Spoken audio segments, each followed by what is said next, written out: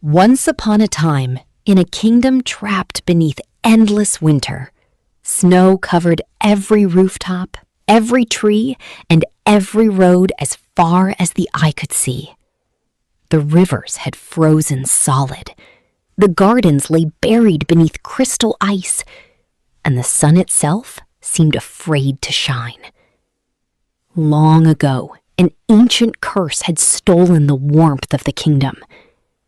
Only one thing could break it: the midnight rose. A magical flower said to bloom only once every 100 years beneath the light of the full moon at the stroke of midnight. Most believed it was only a legend, but not Elara. Elara was a kind-hearted girl who lived in a small, snowy village at the foot of the frozen mountains. She spent her days helping her neighbors, gathering firewood, and listening to her grandmother's stories by the fireplace. One stormy evening, while searching through an old wooden chest, Elara discovered something extraordinary. A glowing map. Ancient symbols shimmered across its surface. At its center was the image of a single rose, the midnight rose. Knowing this might be the kingdom's only hope, Elara set out at dawn. She journeyed through forests of silver pine, across frozen rivers that sparkled like glass, and beneath skies painted with dancing northern lights. Soon, a mysterious white fox appeared. Its fur glowed like moonlight. Without a word, it began to lead her deeper into the wilderness.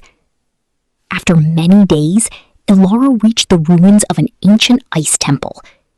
Hidden beneath towering glaciers was a crystal dome unlike anything she had ever seen. Inside lay a secret garden untouched by winter, and at its center, a single rosebud shimmered beneath the moon.